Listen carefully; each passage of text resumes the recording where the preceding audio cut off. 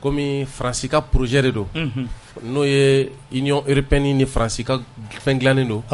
olu de b'a wariw caman bɔ u kan bɛ k'a fɔ ko Assimiti ka ye sisan u bɛ fɛ k'a lajɛ CEDEAO kɔnɔna na k'u bɛna kulu dɔ sigi min bɛna ale terrorisme kɛlɛ ka sababu kɛ France sen bɔra duguma Mali la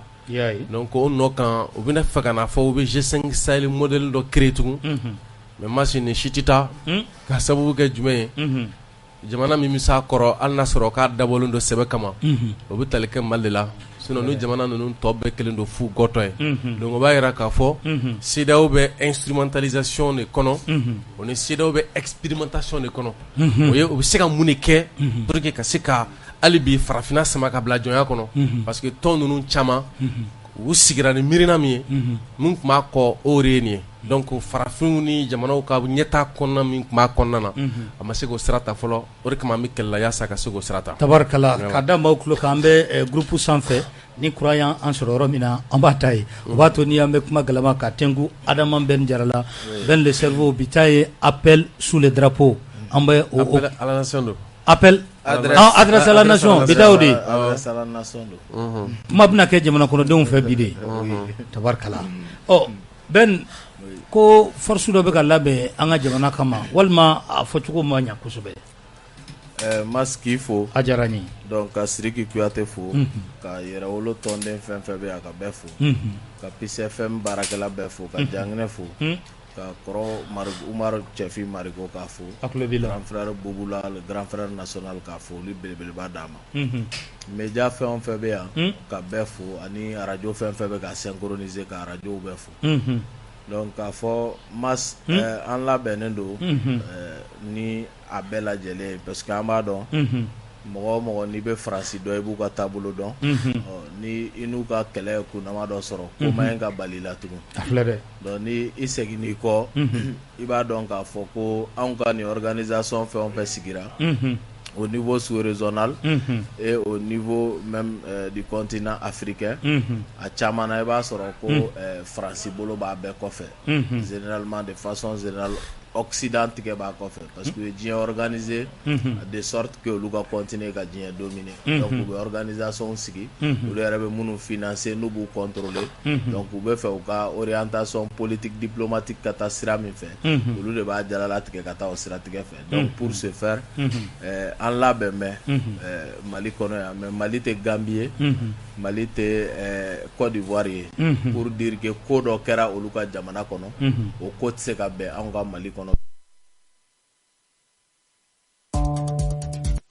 Jara kuma tun bɛ e bolo voilà an y'a bila yɔrɔ min na an b'a ta je disais que an ka bonyaba bɛ Ivoire peuple yɔrɔ an ka bonyaba bɛ Gambie peuple yɔrɔ nka ko dɔ kɛra olu ka jamana kɔnɔ passé proche la olu tɛ bɛn anw ka jamana kɔnɔ an bɛ don min na komi bi donc an labɛn bɛ a bɛɛ kama datigi sago b'a da la nka ni Ala sɔnna ma anw fana b'an ka jamana kɔnɔ yan an jɛlen an ni kɔ a n'a tɔ bɛɛ lajɛlen fɔ jamana in ka kuma bɔ ni Ala sɔnna ma. Janginɛ kuma tɛ nin ye o b'a to ni an bɛ don ni an ka barodakun fɔlɔ ye sabula bi an bɛna babu ka a sigi fɛn damadɔ kan o bɛna kɛ kɛnyɛrɛba meeting Kuyate i bɛ se ka mun fɔ an ye kɛnyɛrɛba meeting kan. Masi an bɛ kɛnyɛrɛbakaw fɔ waliɲuman dɔn ka sabu kɛ kabi wagati jan an bɛ se ka fɔ kabi an ma don sunkalo kɔnɔ kiɲɛrɔba taga a kun labɛnnen don kiɲɛrɔba taga labɛnna ka bɛn fɛn min kɔnɔna na o bɛ tali kɛ welewelemada min kɛra marisi kalo tile 5 san 2022 ko maliyɛn bɛɛ ka fɛɛrɛ kɛ an kana don darapo kɔrɔ n'o ye an kana faso baara faso lakanani faso ɲɛta ko an kana an ka fɛɛrɛ de ɲɔgɔn ma an ka kɛ ɲɔgɔn jigi ye ko baara kɛ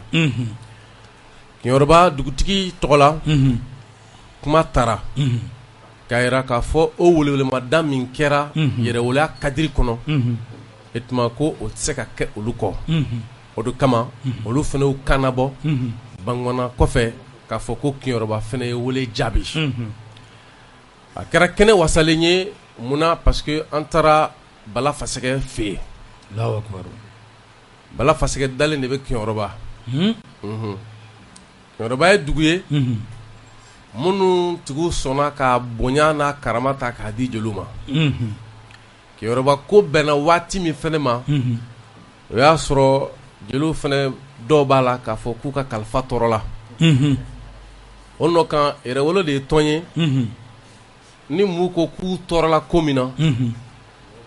hali ni anw jo de b'a la yafa bɛ ɲini fɛ o misala fɔlɔ kɛra jumɛn ye camarade Ben le Cerveau a fɔra dɔw fɛ k'a ye nkalon du la ka kɛɲɛ ni min kɛra Bayangara mara kɔnɔ an ye kuma 2 ta k'a yira maliyɛnw na bɛɛ ni min fɔ n'u bɛ ka min jalaka la kelen tɛ nka n'a ta yafa deli kɛra kiɲɛrɔba fɛnɛ min fɔra nkalon tɛ a ye nkalon tɛ kɛlɛ min tun bɛ bɛn ni a ka jeliba cɛ n'o ye Seku Tunkara ye an taara o fɛnɛ ban ayi Seku bi Seku ka surun jeliya la ni ne ye ne min ye Kuyate awɔ parce que Bala Fasɛgɛ binnen kɔ i b'an ka kabila ta ka taa san 200 i tɛ mɔgɔ sɔrɔ a kɔnɔ min ye jeliya kɛ mais hali bi Seku Tunkara ninnu ka juguya kɔnɔ a bɛ yen a jɛ Kuyate a ye nkalon tɛ an bɛ taa yɔrɔ jan tariku dɔrɔn de don mais minnu don ni fɛn min sidɔnnen tɛ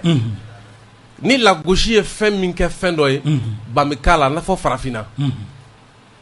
farafinna a lagosira mais ka taa sɔrɔ an bɛ fɛn min fɔ ko Afrique ɲininkala ko le mot Afrique aurait venu du berbère Taferka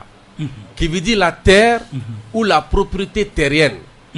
Celui qui habite la terre est appelé Africui, qui a donné en latin Africus, qui a évolué dans le temps jusqu'à ce qu'en arabe, on a parlé de Ifriqiya. Kabo Ifriqiya la kana fo Afrique konana. Donc abiye ka fo ko la jeda ka di mo mo farafu ne do. Ko sani fe fembe talike abi fo mo mi mako abi fo mo mako Cheikh Anta Diop. Cheikh Anta Diop de ɲinini kɛ kano kuma sɔn ji la k'a fɔ ko l'Afrique est le berceau de l'humanité mais mun bɛ jamana in kɔnɔ yan c'est que ne ko mɔgɔw tɛ ɲɔgɔn bonya parce que mɔgɔw tɛ ɲɔgɔn dɔn mun de bɛ na n'o ye n'i ye Manden ta k'a lajɛ a kalifara jeliw de la ko Manden ka kɛ jeliw ko jeliw ka kɛ Manden hakili ye ka kɛ Manden tulo ye ka kɛ Manden ɲɛ ye ka kɛ Manden da ye k'o da kɛ i bɛna k'a fɔ ka tiɲɛ fɔ ka Manden bilasira Mandenkaw kana fili o de fɔra Manden o de fɔra Manden jeliw jɔyɔrɔ de ye Manden donc Manden kalifara jeliw la o bɛ cogo min na kiɲɛrɔba fɛnɛ kalifara jeli kelen na o bɛ cogo min na yɛrɛwolo fɛnɛ ye yɛrɛwolo fɛnɛ tɔn a kumalasela o ye jeli de ye Kuyate donc an ko jeliw ma ni fili bɔra yɛrɛwolo kɔnɔ o ti yɛrɛwolo jatew ka fili o jeliw ka fili o de nɔ kan a fɔra anw tɛna joni jalaki ɲini an ni jeliw cɛ ni jeliw ko yafa ka deli yafa bɛ deli yafa deli o kadiri de kɔnɔ ni dɔw bɛ ko yafa deli ta k'o kɛ n'a fɔ nkalon don dara nkalon ma d'a ma la dɛ ayi nkalon ma d'a ma la min fɔra o de bɛ yen ni kɛlɛ donna jatigiw ni u ka jeliw cɛ o fɔra o fɔcogo la k'o bila o minɛn kɔnɔ n'o ni nkalon tɛ ɲɔgɔn sira la parce que joni jalaki t'anw n'an ka jeliw cɛ ayi joni jalaki tɛ maa ni jeliw cɛ n'u y'a k'i la a banna awɔ sanmɛ de kama u bɛ se ka sigi u kɔ anw fɛ yen Manden c'est pourquoi il faut que jeli ti malo mais ka tena be wase mi ma tena wase o samedi o samedi ni kono mole parce que mole ko jugu de a fo wakati mi ti malo o ba ira ka tiena samedi kan ki bali kana malo donc be doni mi ne ko bi ami mi fo mo nyana dron o de ye anga ta nyefe min kɛra balawu ye o de mali kɔnɔ yan a ka fɔ mɔgɔ ma k'i ye jeli ye o k'i tɔɔrɔ o de y'a balamayɔrɔ ye n'o y'a balamayɔrɔ ye cogo di parce que n'i y'o fɔ a bɛɛ ye yɛrɛdɔnbaliya ko fɔ n'o fɔra yɛrɛdɔn ye mun y'anw fɛ yen o ye ka maaw dɔn maaw dɔnni de ye yɛrɛdɔnni ye bon n'i tɛ se k'i yɛrɛ dɔn abada n'i t'i mun dɔn awɔ donc an bɛ jamana min kɔnɔ n'o ye manden ye o manden de kɔnɔ a fɔra ko jeliya ye ka kodɔn ka kokɔrɔ dɔn ka se ko la k'i pan ko kunna ka ko dilan ka mun dilan ka mɔgɔya dilan ka dilan ni jumɛn ye ka dilan ni danpe ni cɛsiri ye bɛɛ ni kɛlɛya kɔnɔ yɛrɛwolo ani yɛrɛtigiya kɔnɔ o de fɔra kiɲɛrɔba jeliw ye ko kuma min fɔra n'a y'u tɔɔrɔ an tɛ joni jalaki ɲini sinon kuma min fɔra a tayɔrɔ b'an bolo kuma min fɔra a lagosi bɔra yɔrɔ min na o dɔnnen don mais joni jalaki tɛ ɲini min bɛ ɲini jeliw ko yafa ka deli yafa deli la donc yafa ma deli kuma suru kan yafa deli la ni min ye o ye a bɛ fɔ min ma majigi de ye o majigi jeliw fana y'o ɲini bɛɛ fɛ ko ka sababu kɛ maa kelen tɛ se ko la ko ka sababu kɛ ko dɔ bɛ adamaden sɔrɔ ka taa sɔrɔ i cɛ cocolo don mais bɛ ka taa sɔrɔ i cɛba cocolo tɛ donc an bɛ donni minɛ i ko bi ne bɛ fɛ maliyɛnw k'a faamu de min bɛ sen na n'o ye k'a fɔ yɛrɛwolo bɛ baara min na dɔw ka t'u fa ka foro sɛnɛ ɲinan sali kun tɛ se ka kɛ dɔw bɛ ka taa bi bɔ u faw ye u mɛ u bakɔrɔnin ye bi ɲinɛ seli la sali na sini seli kun tɛ se ka kɛ mais dɔw ka kɛlɛ de y'o kɛ Asimi b'olu ɲɛma bi jamana ɲɛmɔgɔ la mais u n'a ta o ta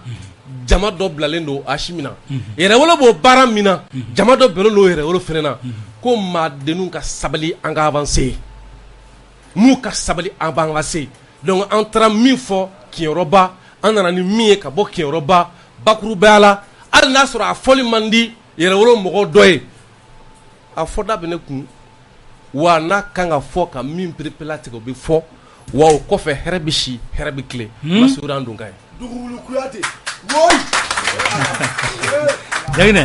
Kiɲɛrɔba Ben filɛ i bolo nin Ben a Kiɲɛrɔba Kuyate bɔra ka kuma caman fɔ sisan mais e yɛrɛ hakili la bi bi in na fara ɲɔgɔn kan bolo kan e bɛ se ka mun de fara o kan da kan n'a ma ɲɛ k'a bɔra Kiɲɛrɔba ni kuma ye parce que maa caman ko k'i ka kuma cayara dɛ Kiɲɛrɔba ye wa ou bien ayi sisan yɛrɛ yanni Kiɲɛrɔba taga cɛ k'i ka kuma yɛrɛ de cayara k'i fariyara Segu nɔfɛ dɛ k'i dun terikɛ don ok donc terikɛ don i kɔrɔkɛ don an bɛ bɛɛ fo Ala k'an dɛmɛ Segu ye n terikɛ ye Segu ye n kɔrɔkɛ ye an ye ko caman kɛ ɲɔgɔn fɛ an b'a jigiya fana an bɛna ko caman kɛ ɲɔgɔn fɛ jamana ka nafa kama donc o y'a to kuma caman kɛra Kiɲɛrɔba an y'a bila fili mina ani tigɛ di ɲɔgɔn ma minan kɔnɔ parce que adamadenya la mɔgɔ tɛ se ka kɛ adamadenya la k'i tɛ fili et puis mɔgɔw bɛ to k'a fɔ ko karisa bɛ se kuma la anw yɛrɛ kɔni bolo kuma de bɛ s'i la donc o y'a to mɔgɔ mɔgɔ bɛ kuma bɛ se ka jɛgɛ i bolo a bɛ se ka tɛrɛntɛ i bolo mais fili man jugu n tɛ segin kɔ o de ye kasara ye o de ka jugu donc c'est pourquoi an bɛ se k'o yira mɔgɔw la halisa on est perfectible donc ko caman bɛ yen nin y'a daminɛ de fili caman bɛ se ka na gɛlɛya caman bɛ se ka na nka an bɛ min ɲini halisa o ye mɔgɔw ka hakɛto de ye ani mɔgɔw ka yafa de ye parce que i bɛ kuma fɔ e b'a fɔ ni hakilina min ni hokumu min ye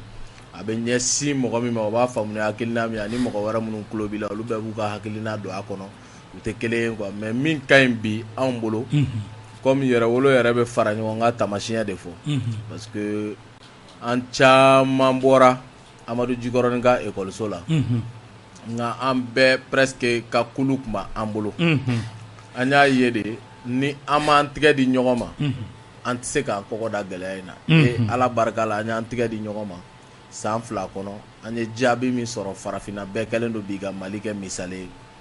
o y'a to n bɛ n da maga min yɛrɛ la an balimakɛ n'o ye Kemi Seba ye a nana bɔ an na a bɛ yan a bɛ tagamala yan a jigira fo la kunu an yɛrɛ n'a taara bɔ président libérateur Asimi Goïta tabarikala n'a taara ka taa Asimi Goïta fo donc Asimi ko an bɛ nin wulikajɔ min na ale ka dɛmɛ dafalen bɛ an kɔkɔrɔ ka kɛɲɛ ni nin wulikajɔ ye et que an ka minɛ a kɔkɔdisi la au niveau institutionnel a minɛlen b'ale yɛrɛ fana bolo fɔ farafinna a bɛ se ka lafiya cogoya min na donc a y'o fɔ ka tanuninkan caman kɛ ani hakilisigi kuma caman kɛ ka ɲɛsin an balimakɛ ma Kemi Seba ani bisimilalikan caman donc o kɔfɛ Keɲerobakaw bɔra an b'u fo an ye dugutigi ye ka donso ɲɛmɔgɔw ye ka alimami ye ka jeune ɲɛmɔgɔw ye yɛrɛwolo tɔgɔla yɛrɛwolo Keɲeroba donc ka ye fɛnɛ an balakaw bɔra donc mɔgɔ fɛn fɛn bɔra Keɲerobakaw bɔra k'u fo ni wulikajɔ la an ye kuma min fɔ tiɲɛ na an b'o kuma kan parce que yɛrɛwolo yɛrɛ kulu 18 faralen ɲɔgɔn kan kɔfɛ kulu wɛrɛw donna hali tarata tɛmɛnen kulu wɛrɛ farala kan an bɛ continuer halisa ka mɔgɔw wele an k'an tigɛ di ɲɔgɔn ma minnu bɛ yɛrɛwolo la o minnu bɛ kulu wɛrɛ la surtout nin wagati in na nin tɛ farafarali ni gɛlɛya ni kuma caman wagati ye quoi parce que nin wagati de la Faransi bɛ lamaga caman na o kow de bɛ ka kɛ Djéné mara la hali Z5 Sahel ko kuma min bɛ ka fɔ Z5 Sahel tɛ o a tɛ exister yɛrɛ a tɛ exister fɛnɛ donc olu bɛ dilan de depuis février 2014 pour ka organiser ka kɛɲɛ ni u ka OCRS organisation ye u bɛ ka laɲini min kɛ n'u nana ni servali après n'u y'a yɛlɛma k'a kɛ Barkani ye donc laɲini min b'u la f'u ka t'u daga an ka jamanaw kɔnɔ o baaraw de bɛ sen na donc an b'a fɔ an mɔgɔ fɛn bɛɛ bɛ ka transition dɛmɛ a ka ɲi ka wajibi an bɛɛ k'an tigɛ di ɲɔgɔn ma hali minnu tɛ k'u yɛrɛ bi transition ka trajectoire la a b'anw ka mission fɛ ka ɲini ka gɛrɛ olu la de pour que an n'u b'an tigɛ di ɲɔgɔn ma parce que ani jugu min bɛ ɲɔgɔn na ni kɛnɛma jugu don a tɛ sunɔgɔ a tɛ dingo a tɛ ɲinɛ donc o wagati la an ka ɲi k'a lajɛ ka fara ɲɔgɔn kan ba dɔw la pour que an bɛ taa ɲɛfɛ cogoya min na et c'est dans ça que dans l'union que nous pouvons gagner an bɛ kɛlɛ min na a ka ca Ala fɛ n'an farala ɲɔgɔn kan an bɛ sebaya sɔrɔ de tabarikala donc o kɔnɔ an tulo bɛ Guterres mankan na Antonio Guterres Nations Unies ɲɛmaaba ko Mali mago bɛ force min na bi ko bɛ se ka kɛ force d'interposition tɛ bilen ko mais ko force eurobisi ko la ko hali sinsin bɛ se ka kɛ farafinna jamanaw kan ko pour que ko wolomasiri ta b'aw kunda Mali kan an ko suruku bɛ bakɔrɔni minɛ yɔrɔ min o tɛ yuguba saga ta yɔrɔ ye dɛ donc yɔrɔ min na Faransi yɛrɛ bɛ ka dɛsɛ n'o bɛ ka gɛn wagati kelen na n'aw ko k'aw bɛ Faransi sago wɛrɛw ta ko ka n'olu cogo anw kan an bɛ nin bɛɛ dɔn lamaga min bɛ sen na MINUSMA ka mandat ko de don ni Ala sɔnna ma tagalen ɲɛfɛ an da bɛ don a kɔnɔ yan'an ka kuma lasegi Kuyate ma i ka bɔli dɔ sen fɛ kɔsa in na i y'a jira ko hali Cɛbilen Darame ninnu minnu n'aw tɛ hakilina k'a bɛna wuli ka se o ma yala o hakilina nana cogo di non au fait an m'a fɔ an bɛ wuli ka s'u ma n ko ni Cɛbilen ye ɲɔgɔn seliman fo parce que kabiri wagati dɔ kɛra parce que an ni Cɛbilen ye ɲɔgɔn sɔrɔ an tɛ a baara de kɔrɔ 2017 donc après an donna ɲɔgɔn na ensuite ko caman kɛra donc sisan transition ko bɛ sen na Cɛbilen olu b'u ka courant idéologique kɔnɔ olu ka faamu na Faransi ko de bɛ se ka kɛ sababu ye ka Mali ni farafinna kisi anw ka faamu na farafinna ka jɔnya juru o de ye Faransi ye gɛlɛya fɛn fɛn b'an kan o dɛnnen don Faransi de la donc o y'a to kumaw gɛlɛyara kumaw kuntɔn yɛlɛnna wagati dɔw la ka kɛɲɛ ni jamana yɛrɛ lafasali hakilina ye nka juguya kelen t'a kɔnɔ donc an ye ɲɔgɔn sɔrɔ ka foli ni yafadɛli min kɛ n y'o de yira ka tila k'a yira n ko hali maa minnu ka hakilina tɛ transition ye an bolo bi wagati dɔ sera tuubi ma datugu an y'u wele ka na tuubi de ma nka k'an bɛna wuli ko ka s'u ma an m'o lase kɛrɛ nka an y'a kanu kɔni bi tiɲɛ na a ka d'an ye malidenw ka tuubi ta tuubi ta o de ka d'an ye kosɛbɛ pour an k'an tigɛ di ɲɔgɔn ma parce que fɛn ma ɲi ka sɔrɔ jamana kɔnɔna nin wagati la quoi ni kɛnɛmana ka kala i b'i jija i bɛ se ka sokɔnɔna sumaya cogo min na parce que n'i kɔ da ko caman na ɲɔgɔn fɛ a kɔlɔlɔ bɛ se ka bonya nka o kɔrɔ tɛ k'a fɔ ko an ɲinɛna kɔrɔlenw bɛɛ kɔ o kɔrɔ tɛ k'a fɔ ko kiri ka sonsoro o kɔrɔ tɛ k'a fɔ ko yafa bɛ se ka kɛ nka sariya ka ɲi ka boli fɛnɛ quoi min ni min ka kan o ka da o kan o bɛ sigi kɛ damu ye quoi. Tabarikala adresse à la nation do kama wakili la jigi Adama Ben Jara ka taa se honorable Sidiki Kuyate yɛrɛwolo debout sur les remparts olu tɔgɔla olu de bɛ an bolo yan bi nɛgɛjuru labila t'a la nka minnu bɛ fɛ ka bataki ci 70 22 33 60 70 22 33 60 minnu bɛ jamana kɔ kan 75 25 35 38 75 25 35 38 nka i b'a kɛ bataki de na be do anga babu flana na nyingali jumɛn b'i bolo ka tengu Kuyate la Kuyate yana ka taa babu flana na comme appel sous drapeau mɔgɔ caman yɛrɛ ko kun ka taa Kidali Kidali ta Kinyoroba ta nana Kidali ta ɲɛ cogo di parce que maa caman kun sigilen don k'aw ka Kidali ta in de maa kɔnɔ o ka di mɔgɔw ye kosɛbɛ mun mɔgɔw bali wɔrɔ n t'a dɔn a fɔra fɛn kelen min sen fɛ bɛn de la k'a fɔ ko Mali bɛ yɔrɔ min na ko bi ko an mago bɛ a bɛ fɔ min ma ko kɔrɔdɔn c'est à dire que kodɔn tɛ mago ɲɛ bilen ko kɔrɔdɔn de b'a ɲɛ ka kodɔn ka kɔrɔdɔn dɔw sɔn k'a fɔ ko ko nin bɛɛ tɛ kuma kelen yan a bɛɛ tɛ kuma kelen dɛ n'i ye Manden dugukolo ta sibiriya kelen t'a kɔnɔ min tɛ Kamaralakaw ta ye Manden n'i ye Manden mara ta o bɛ Keyitalakaw bolo Manden dugu fɔlɔ o ye Kirina ye Kirina dugutigi o ye jeli de ko de bɛ ka tariku bɔ bi dɛ ayi tariku tɛ n bɛna fɔ mɔgɔw ɲɛna de k'u k'a dɔn an bɛ min kɔnɔ ko kulonkɛ tɛ ka kulonkɛ dabila kulonkɛ tɛ ɲama b'a la jamana bɛ min kɔnɔ u t'a dɔn fɛn min don u t'a dɔn u ka kulonkɛ dabila awɔ ka dabila min fɔ ka kulonkɛ de dabila anw ti yan kulonkɛ la anw ti yan tɔgɔ ɲini kama anw ti yan wari ɲini kama ni wari ɲini don o sababu min bɛ ne bolo o tɛ nin ye awɔ parce que ne filanw fɛn fɛn bɛ yen k'olu sɔnna ka taa jeliya kɛ ko wɛrɛ min b'olu bolo bi o tɛ ne bolo o tɛ ne bolo donc an mana wari ɲini kama an mana tɔgɔ ɲini kama an nana min kama n'o ye fasoko k'a to an ka fasoko baara kɛ Manden dugu fɔlɔ ye Kirina de Kirina kɔrɔ wɛrɛ foyi t'a la n'an bɛ min wele ko kili sɛkili Berso Manden dugu a fɔlɔfɔlɔ ye Kirina de min b'a kunna o ye jeliw de ye Kamisogo jeliw n'i kɛra Kirina dugutigi ye i tɛ voyager bilen i tɛ bɔ Kirina bilen ni bana y'i sɔrɔ ko a bɛna furakɛ Bamakɔ de i bɛ sa i tɛ na Kirina awɔ est-ce que kuma in faamuna Manden dugukolo sibiriya kelen t'a kɔnɔ min tɛ Kamaraw ta ye a mara bɛ Konatelakaw bolo n'o ye Keyitalakaw ye Kirina dugu fɔlɔ o ye jeliw ta ye donc o ye ka ko kɔrɔ de dɔ ye c'est pourquoi an kelen k'a yɛrɛwolo sigi an ko an ka kɛlɛ in kɛ ni hakili ye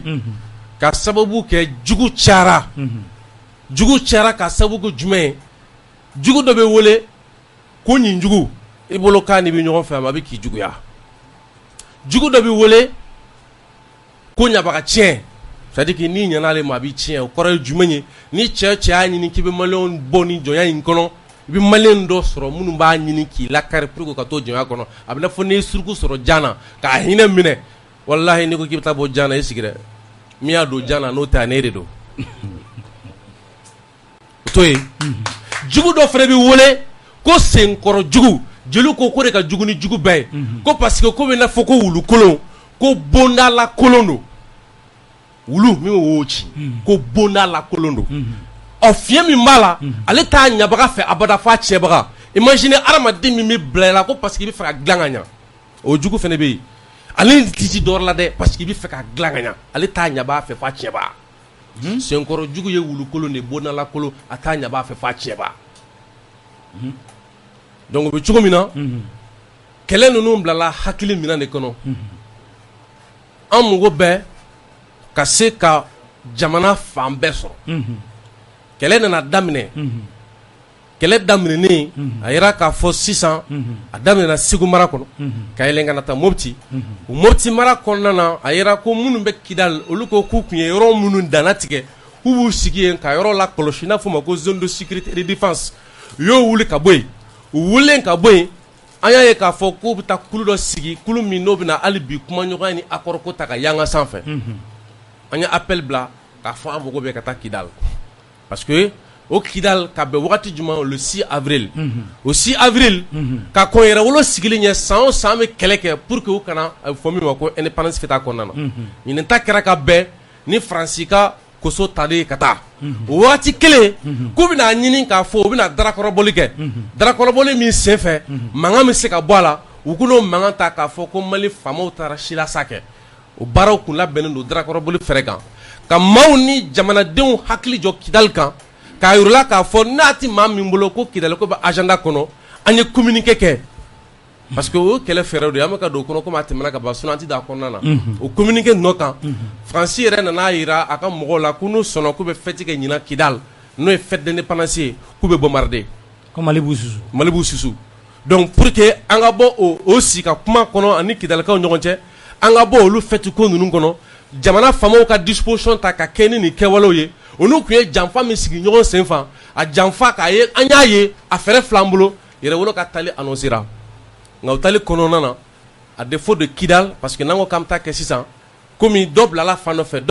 fɛ an y'a jɔ mais a jɔlen ko ka taa Menaka a fɔra ko sigi tɛna se ka kɛ nin wagati ninnu kɔnɔ parce que ko n'i bɛ fɛ ka fɛn o fɛn kɛ a ka barika sɔrɔ k'i b'a kɛ ni sanji commencera ka bin ko sisan ko mɔgɔw yɛrɛ kɛlen don donc Kidal taga dɔrɔn kun tɛ Menaka taga fɛnɛ kun b'a la c'est à dire qu'à défaut de Kidal c'était juste an kun ye guerre communication dɔ de la annoncé pour que an bɛ se ka taa an bolo dɔ Kidal kan sinon bɛɛ b'a dɔn n'an bɛ taa yɔrɔ minnu na a bɛ kɛ cogo min na a bɛ labɛn cogo min na o fɛɛrɛw ni Kidal ko kɛra cogo min na o tɛ fɛɛrɛ kelen Kidal ko tun bɛ communication de bolo kɛlɛ fɛɛrɛ dɔ de don an bolo peut-être an wulujira k'o détail di mɔgɔ ma komi a tɛmɛna donc o de kama kiɲɛrɔba ta kɛra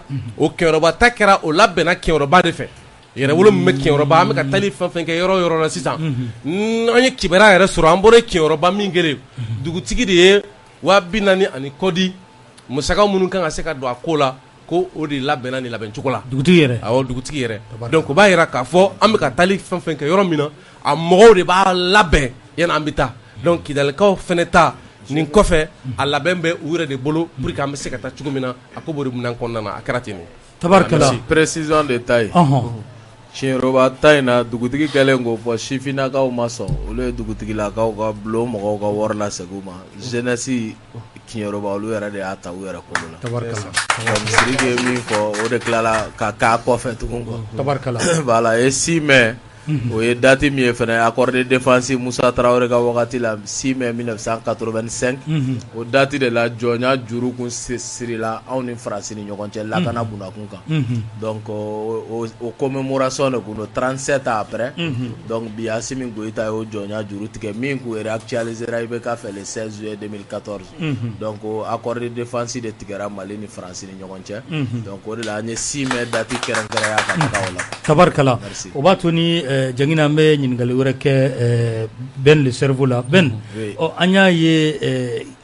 an ka jamana minisiri kɔrɔ dɔw bɔra tile fila in na média dɔw sanfɛ ka kumaw kɛ yala i ye kuma in mɛn kɛrɛnkɛrɛnnenya la an ka mɛn Cɛma Ibɛri Kulibali ma analyse jumɛn b'i bolo a ka kuma kan an ka don an ka bakuruba filanan kɔnɔ Cɛma Ibɛri Kulibali a b'a sen nunkun kan Kulibali masasi ko i bila kulu kan i bɛ dimi kulu bili kan i bɛ dimi o ma kɛ Cɛma Ibɛri ta ye dɛ a b'a sen nunkun kan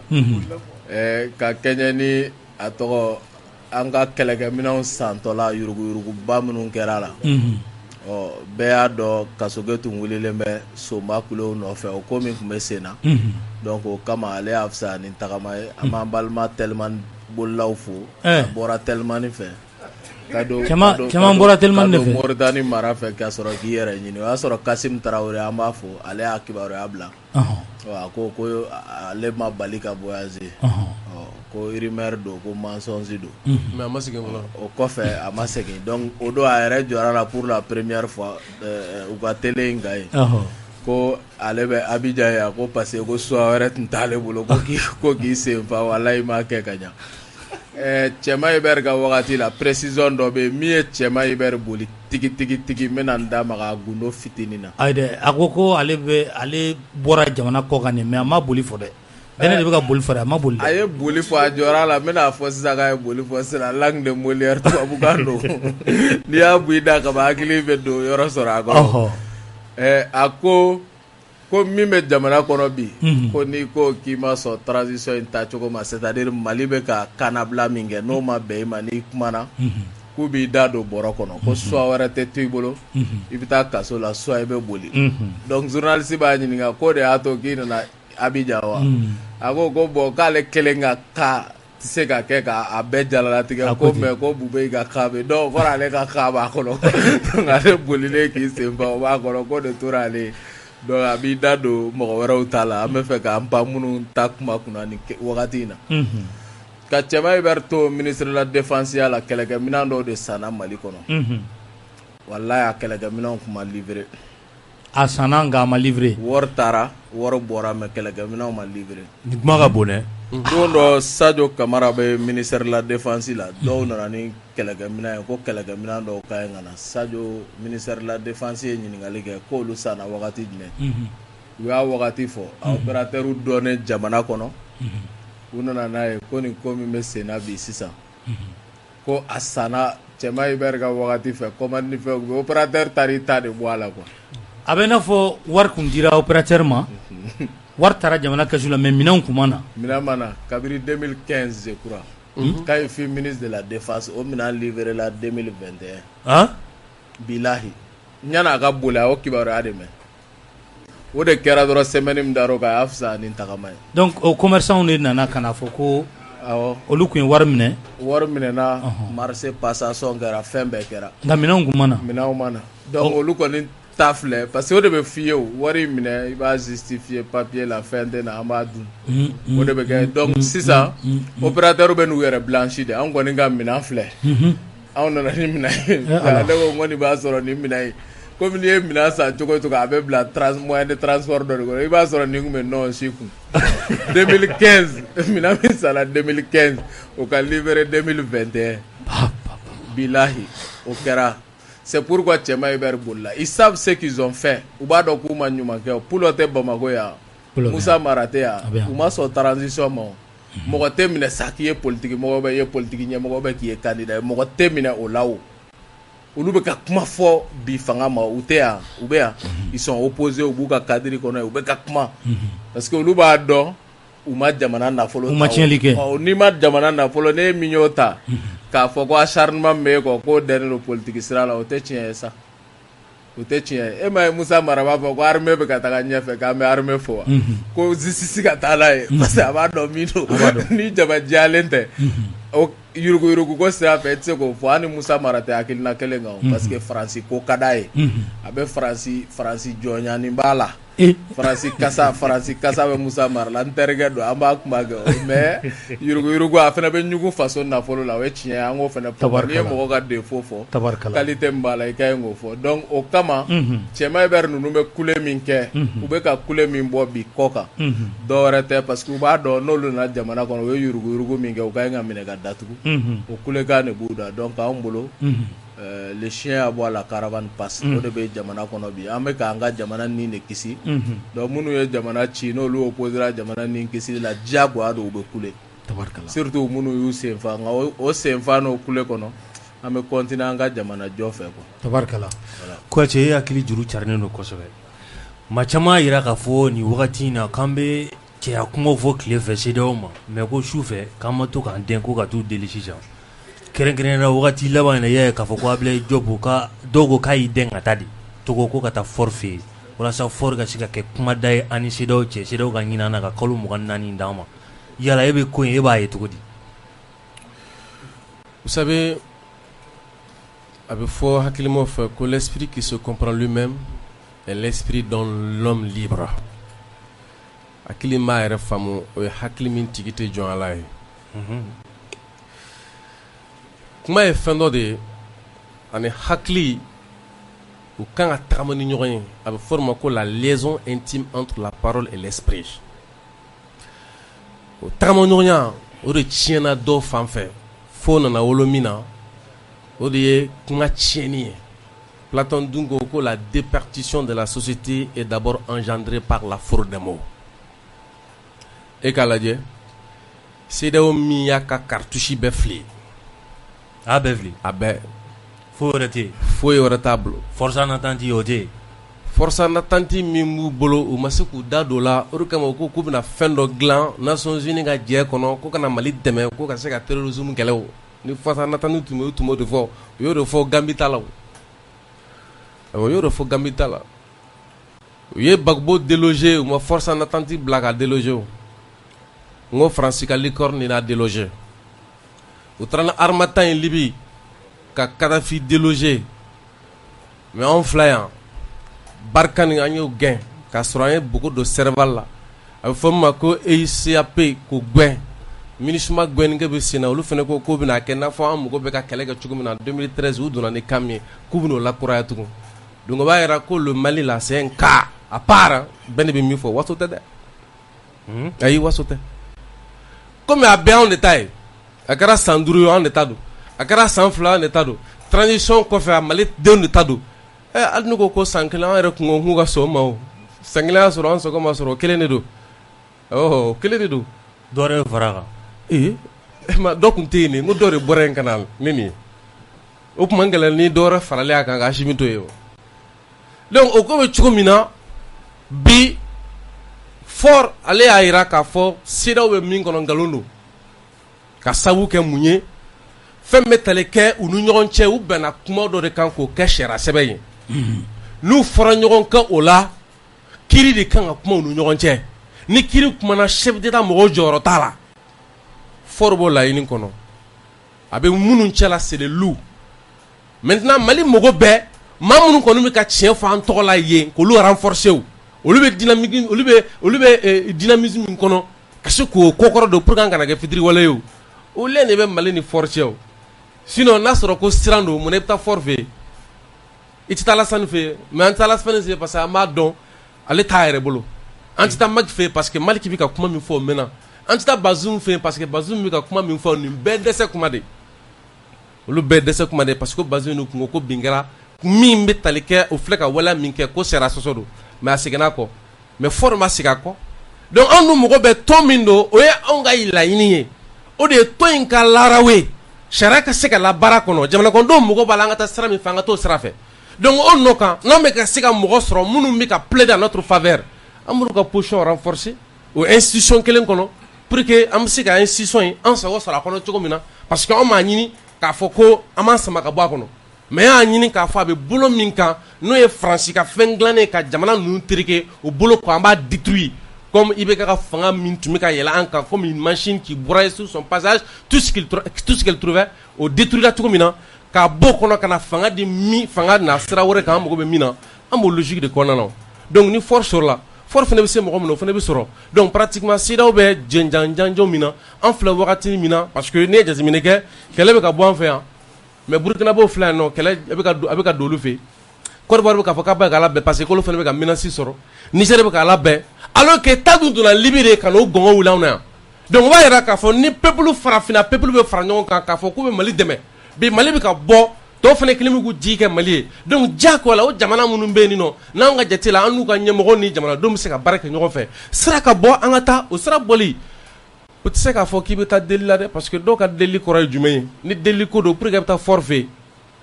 fort bɛ ka tiɲɛ de fɔ ni deli ko don i bɛ taa maa fɛ i bolo ko se bɛ min ye kɛ ni deli ko don i bɛ fɛn min a bɛ fɔ ma cɛnin tɔgɔ dɛ Faransi Macron i bɛ Macron ka appel ta kɛ ni deli ko don i bɛ t'o ɲɛɲini farafin jumɛn bolo yan ninnu na ni deli ko de don mais fort t'an bila ko an balo tun b'an bolo k'o y'an bila non ni fort y'an bila o ye fort kungo de ye c'est comme n'a fɔ pratiquement an tun bɛ IBK bolo IBK m'an bila Mali bɔra yan an bɛɛ man tan yɛrɛ di IBK ma Chinois ko avant d'offrir sa vie à quelqu'un il convient de réfléchir à qui et à quelle cause on va se vouer donc yani ani fort ka taa an ma taa ɲini dɔwɛrɛ ɲini fort fɛ o an mago bɛ a ka kɛ cogo min na an bɛ k'o de ɲini a fɛ n'a y'an bila o k'a yɛrɛ lajɛ tɔ bɛ bila minɛn min kan o bila minɛn kɔnɔna na donc pratiquement kalo 22 o san 1 o san 5 o nin bɛɛ Mali kɔnɔ kuma de donc ni fort y'o kɛ o fort y'o k'a yɛrɛ de an bɛ don min na i ko bi an kan bɛ de ni deli de don i bɛ taa deli kɛ yɔrɔ min na o tɛ Alassane fɛ yen o tɛ Macky Sall fɛ yen o tɛ fort fɛ yen parce que a tɛ ninnu si bolo bi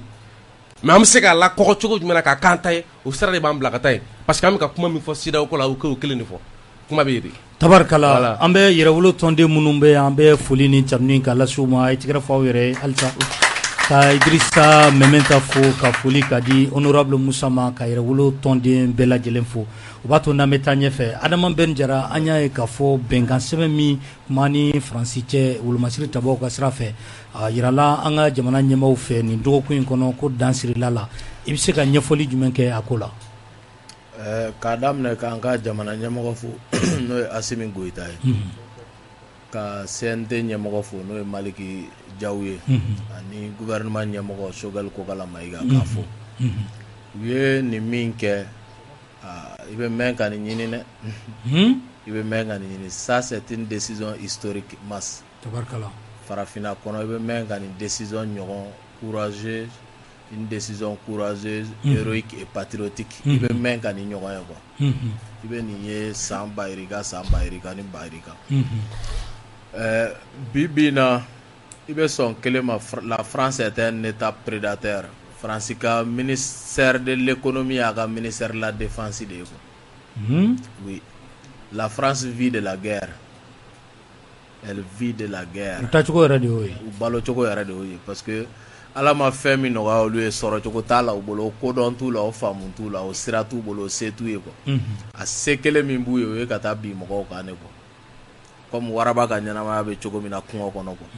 A bɛ yaala de ka sogomisɛnw ɲini ka balo olu la quoi. N'i y'a fɔ a k'olu dunni dabila dɔrɔn a bɛ sa parce que ale wara tɛ balo bin na. Donc o de ye Faransi ka politique ye ka ɲɛsin anw ka jamanaw ma. Fransi président n'a ministre des affaires étrangères kun da labila la de quoi. Parce que olu tɛ ka fɛn dɔ de faamu. Assimi, non seulement Assimi ne parle pas, mais apparemment Assimi n'aime pas trop de bavardage en classe. Kuma caman fana man d'a ye. Kuma caman man d'a ye classe kɔnɔ. École min ka kuma pa ka ca, il te fout dehors quoi. C'est ce que je remarque du professeur Assimi Goïta. Parce que chaque fois que n'u bɛ ka Assimi na dimi, Assimi b'i sigi k'u lajɛ. N'u taara ɲɛfɛ ka taa ɲɛfɛ u ka kuma bɛ caya, a b'u to de la, a b'u ka ko ban kuma bɛɛ. Et il parle. Assimi ne parle pas. Mais a ka ɲi ka min kɛ a b'o kɛ. U ko tiɲɛ don ko Barkhane ka articulation, Barkhane ka ni yɔrɔ ye diɲɛ tubabukan bɛɛ créé. Aw gɛnna de cɛ o dɔrɔn de don. Maintenant u ka redéploiement, articulation, fɛn o fɛn nin bɛɛ ye k'a kuma ma mun ye. O min kɛra u ko k'o t'a bali. Ko base légale ni base juridique dɔ b'olu bolo min bɛ tali kɛ kabiri accord de défense. Olu de bɔra k'o kuma fɔ Assimi ko ah bon. Ko donc o de b'a to tile saba moyenne de 3 vols par 3 vols, un vol sur 3 jours au moyenne, parce que Nico en 4 mois qui correspond à environ 120 jours, ni 50 vols au territoire aérien en violation de toutes les lois et de tous les principes. Ni au baraga va pour que les sabats qu'on ait qu'un vol qu'elle ne veut dire. Quel est tchèw jigini mola. Kɛlɛkɛ cɛ minnu bɛ kɛnɛ kan n'u bɛ banbagaci wale kɛbagaw olu kɔkɔrɔma doli minan ko na musaka ko la dotation ko la o b'o la dugu jukɔrɔ nafolo an ka min bɛ ka bɔ an ka kɔrɔn fɛ o b'o la n'o tɛmɛnen kɔ ka Mali yɛrɛ lajɛ an n'an ka terre Irilakaw ka tigɛ di ɲɔgɔn ma o ko in bɛ ka kɛ cogo di o b'o la ani Mali yɛrɛ bɛ ka évoluer cogo di espionnage bolo ma ka kibaruya feere jugu ma o bɛɛ Ablaye Mayiga ka communiqué kɔnɔ o bɛɛ de jalakira ka ɲɛsin Faransi ma. O siratigɛ fɛ n'aw ko k'aw ka paani anw ka dugukolo kunna k'o bɛ yamaruya ta i bɛ ka na o ye gafe min tigɛ nɔ bila le 16 juillet 2014 n'o y'a sɔrɔ aw ni Musa Tarawele tun y'a gafe signé Mitterrand ni Musa y'a signé le 6 mai 1985 k'o gafe de b'aw yamaruya wa accord de défense de b'u ni Faransi colonie kɔrɔ bɛɛ ni ɲɔgɔn cɛ a bɛɛ Côte d'Ivoire, Sénégal bɛɛ u taara ka t'o gafe ne tigɛ nɔ bila o de bɛ Faransi yamaruya a ka na opération militaire u ka jamana kɔnɔ n'anw ka jamana ɲɛmɔgɔw y'o faamu ko n'i ye yiri bolo tigɛ n'i m'a dili bɔ a bɛ bolokura nugu ka dili bɔ an b'u fo la u ni cɛw ni baraji k'u ye yɛrɛwolo ka wele jaabi u ni yɛrɛwoloya u ni fasoden ɲumanya wa an ka dɛmɛ a dafalen foyi t'a jɛ kɔkɔrɔ parce que olu de sɔnna ka k'anw ka jɔ ye quoi. Tabarikala. Ni i ko anw bɛ jamana ɲɛmɔgɔ ninnu kɔ e ma foyi faamu walayi bilayi taala olu de b'anw kɔ. Jamana ɲɛmɔgɔ de b'aw kɔ. Jamana ɲɛmɔgɔ de b'anw kɔ. Tabarikala. O de y'a ko tiɲɛ ye quoi. Tabarikala. Voilà, donc an b'u fo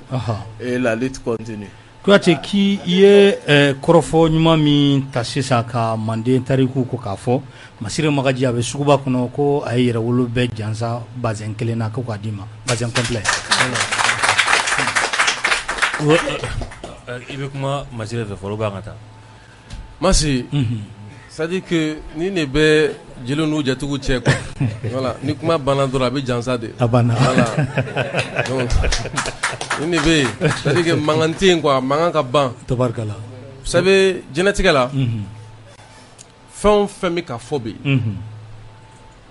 k'a fɔ ko o ye diɲɛlatigɛ taabolo ye, ko droit de l'homme charte o Nations Unies o mais diɲɛ bɛ k'a confirmer wagati min na ko nin bɛɛ taara farafina o dɔrɔn tɛ dɛ k'a kolo giriya k'a taara Mali de kɔnɔ ouais wagati kelen i b'a ye anw ka mɔgɔ dɔw bɛ yen ko minnu ye marabaaw kɛbagaw ye olu bɛ k'a fɔ k'u bɛ taa démocratie wɛrɛ ta diɲɛ fan wɛrɛ fɛ k'u bɛ n'o don an kunkolo la yan quoi donc o nɔ kan kuma minnu fɔra danpe kumaw de don yɛrɛ dɔn kumaw de don jamana dɔn ni jamana kɔnɔ don fɛ o de bɛ kɛ sababu bɛ k'a fɛ u b'a bonya ni maa ma ni t'i ka jamana dɔn i tɛ se ka bonya ni tɛ maa ma dɔn i tɛ se ka bonya o de kama Ala ko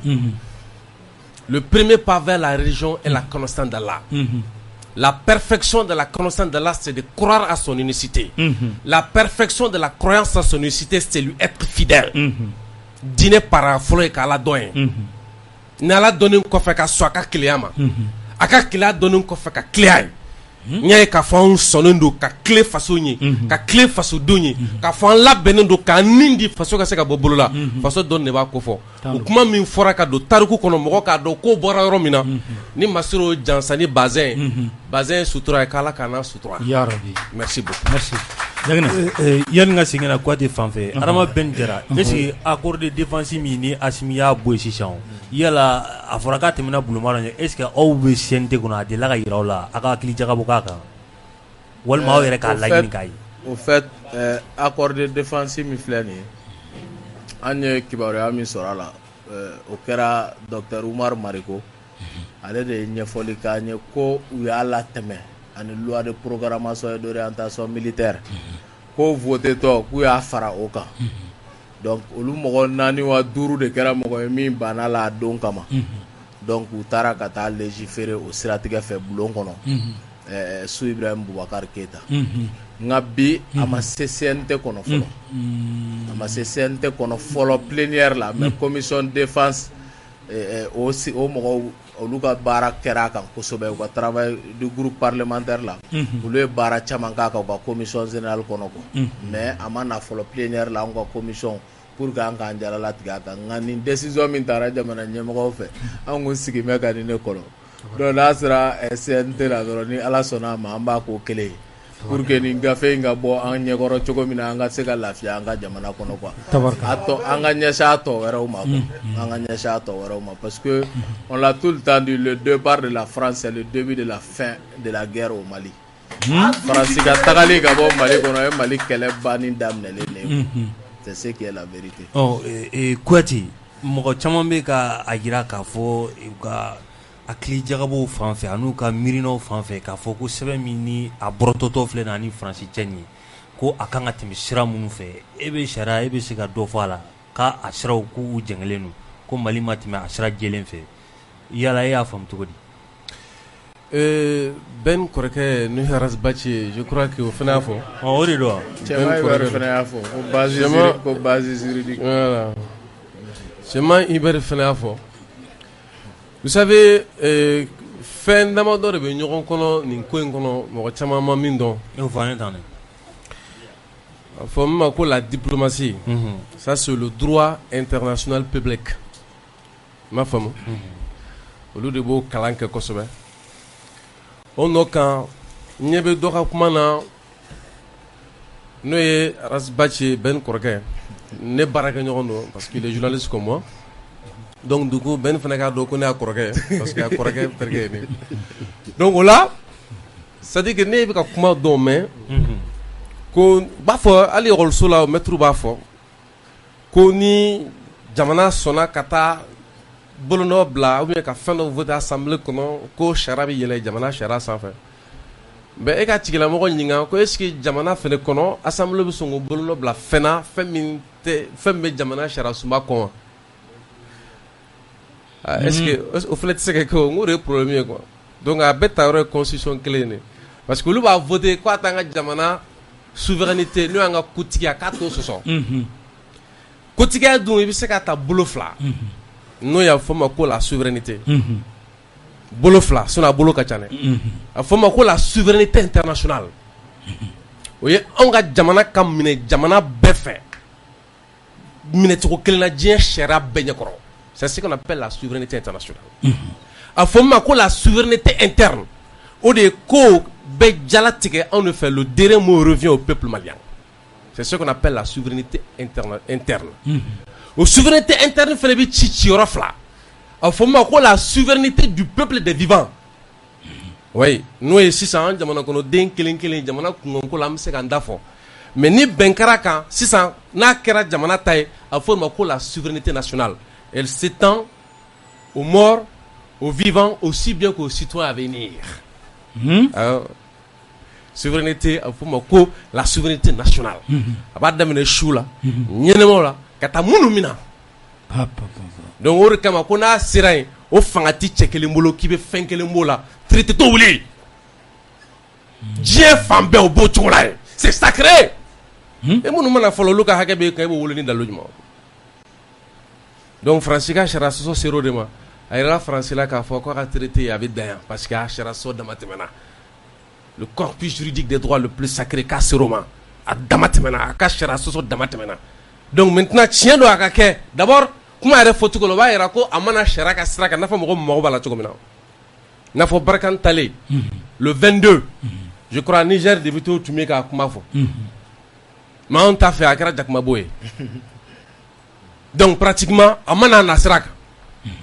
Bɔ kɛra kalama k'a fɔ tugun o bɔlen kɔfɛ ko fɛn b'a kɔnɔ min b'an ka jamana yan a ka yɛrɛtigiya bɔ a bolo. O bɔlen kɔfɛ tugun a tila ka wolo kɛ min bɛ sɔsɔli kɛ n'o ye ka tila ka aw yɛrɛ bɔ a kɔnɔ a yɛrɛ ma. Jamana nana fɔ sa ka lakana kama yɔrɔ dɔw bɛ yen nɔ pan kuru kana pan a kana nin baara kɛ a y'o bɛɛ kɛ ka tila kana tugu a fɔ ma ko subversion n'o ye kana fɛɛrɛ kɛ ka ɲagami don jamana kɔnɔ a yer'o baara bɛɛ lajɛlen na a kan ka kiru ni bɔ min ye ko minnu na a fɔra aw ɲɛna komi bɛɛ n'a fɔ cogo min na le bon monsieur le bon professeur Hachimi a dit que hey toi dehors tu es un perturbateur o mun sariya sɔsɔ hein i inscrit la ɔkɔli la o ye tiɲɛ ye o i reconnu don k'e classe kɔnɔ den o ye tiɲɛ ye o mais k'i bila kɛnɛ ma fana o veto bɛ mettre i bolo o de kɛra le jeu est tellement simple a y'a fɔ fɛn Ben kɔrɔkɛ olu fɛn minnu a k'olu to yen olu ye droit international ye ale dun m'o kɛ ale m'o kɛ quoi ni y'a bannen de fɛn ni y'o ko de a kɔnɔ nun ko nun gɛlɛya sa nun ko banna de pourquoi Fransi tɛ min fɔ olu b'o de fɔ quoi ne ma se k'o de faamu hein pourquoi Fransi tɛ min fɔ an kɔrɔkɛw b'o fɔ quoi ne ma se k'o de faamu quoi hein ne kɔni ma se k'o de faamu mɛnɛ ne fɛ vraiment ne bɛna se Ben kɔrɔkɛ ma k'a ɲininka en tant que journaliste pourquoi Fransi tɛ min fɔ olu b'o fɔ quoi pourquoi mais minnu bɛ yen n'a a b'u k'olu nafa minnu nana kɛlɛ la minnu y'a sɛbɛn kɛ olu b'a min bɛɛ dɔn olu ma min fɔ a tɛ min bolo o b'o fɔ cogo di. mais est-ce que a bɛ fɛ ani Fransi ka kuma a bɛ ka taa cogoya min na. non an ni Fransi kana kuma mais Fransi ka ɲɛfɔ kɛ an ye min sɔsɔ quoi comme anw bɛ k'a ye an kɔrɔkɛw dɔw b'a kɛ cogo min na pourquoi Fransi yɛrɛ t'o kɛ quoi parce que olu bɛ ka min fɔ anw fɛ yan an b'o de wele en bon français le paralogisme raisonnement involontairement faux. I bolo k'i bɛ ka min fɔ. mais Kuyate est-ce que ni ne y'aw lasigi aw bɛ sɔn aw fila k'aw ɲɛsin ɲɔgɔn ma. ne ni Rasbachi yan a ka nin ko in ɲɛfɔ. non man dala ni Rasbachi bɛ s'o ma parce que ne kɔrɔkɛ tɛ se débat la kosɛbɛ min ka di ne kɔrɔkɛ o i b'a to ale bɛ kuma de sinon a b'a to ale bɛ kuma sinon débat kɔni tɛ i b'a faamu sinon n'a sɔnn'o ma juste pour que ka maliyɛnw bɔ fili la ou bien pour que an ka se ka ɲɔgɔn bila sira. parce que aw fila bɛɛ ye sariya de kalan. voilà an ka ɲɔgɔn bila sira an b'olu fɛn ninnu fɔ quoi comme ça o donni ma jinɛtigɛ junubaw bɛ sariya kɔnɔ an b'olu bɔ k'olu jɛnsɛn Mali bɛ ba min kan ni Bill Haki ni fili b'a la an b'a fɔ. parce que ne de y'a fɔ maliyɛnw ɲɛna kabi mɔgɔ caman t'a kalama ko CEDEAO tɛ se ka embargo ko ta k'a to ka sariya kɔnɔ ka défi lancer dugukolo kɔ ka danfɛn dɔ kana. mais a donni ma ko dɔw tun bɛ ka lafasili kɛ k'a bɛ kɛ mais a kɛra bɛɛ m'a yira k'a fɔ ko sariya sɔsɔ don wa an ka kuma bɛ yen mais pourquoi tɔw bɛ sariya sɔsɔ an kan cour de l'UEMOA bɛ sariya ta min tɛ chef de CEDEAO ka a t'olu ka sɛbɛn a kɔnɔ bilen nin kiiri tigilamɔgɔ ta de ye mais pourquoi o sariya sɔsɔ min bɛ kɛ CEDEAO tɛ kiiri tigɛ o la Mali de bɛ kiiri tigɛ o la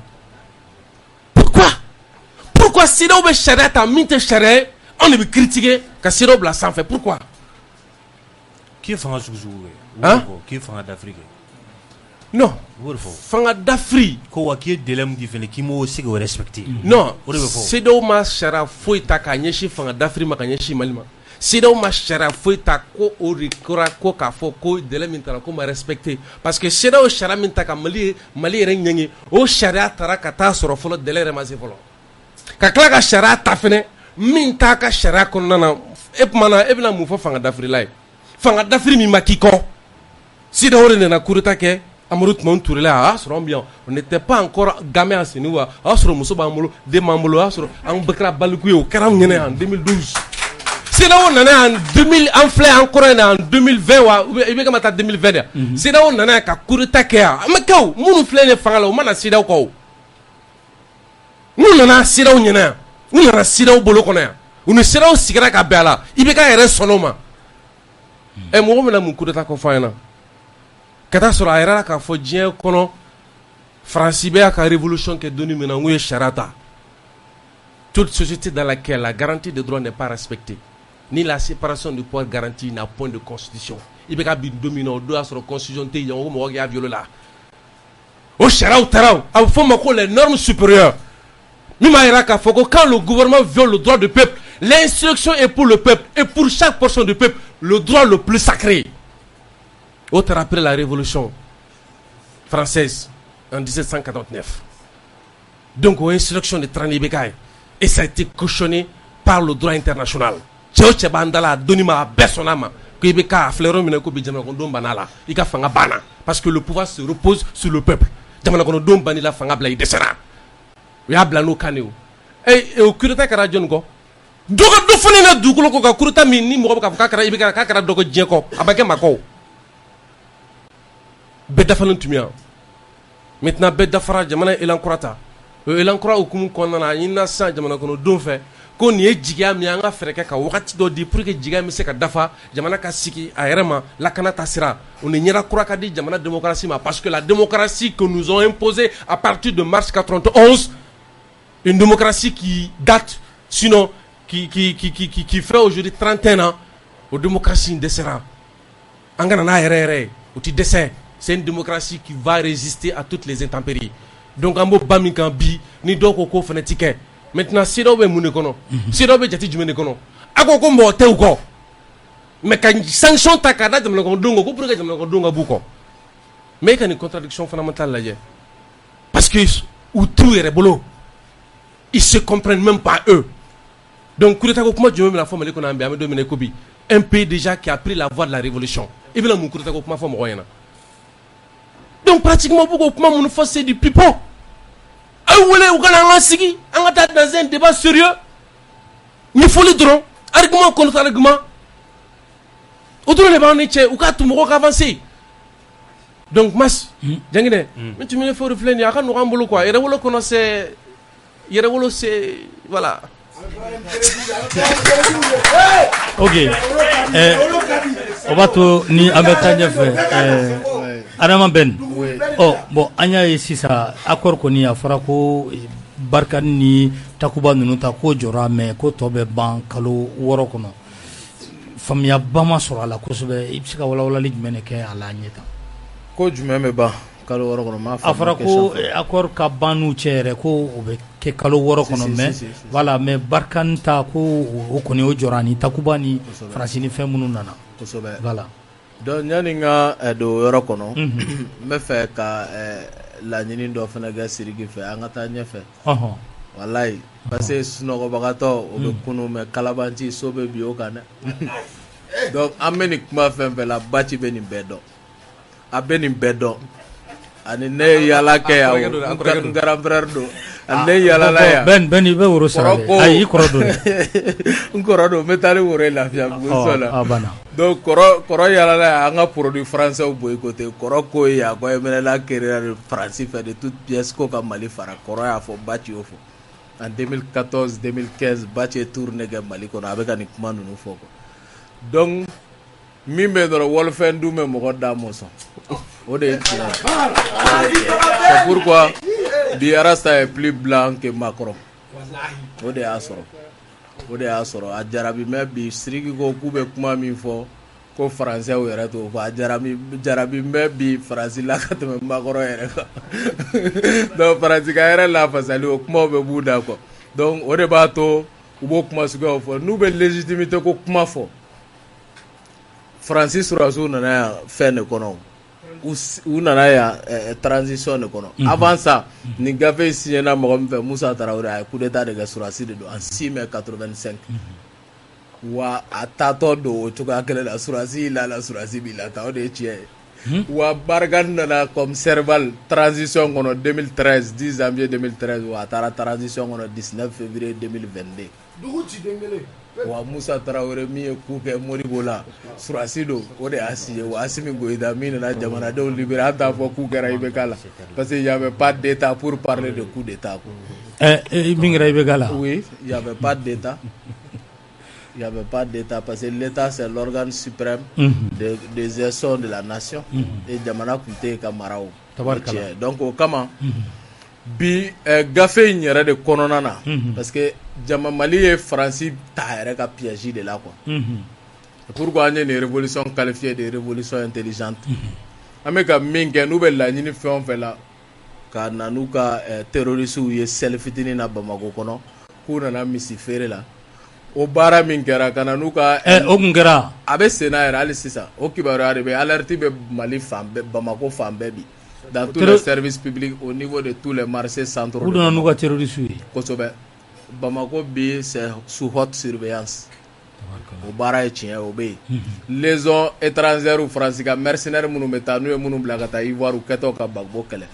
o mercenaires ka tarasi bɛɛ yera bi c'est pas pour rien ni irisi ye papier ta ka taa Nations Unies na o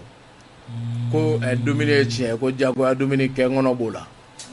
aw bɛ na k'aw bɛ na Mali dɛmɛ mais jagoya n b'i dɛmɛ cɛ ta ka bɔ n ka jamana kɔnɔ ayi n b'i dɛmɛ i mago bɛ dɛmɛ la n b'i lakana cɛ o tɛ ne ko ye sa o ka ɲi ka ɲɛdɔn bɛɛ fɛ o faamuyana donc c'est pas pour rien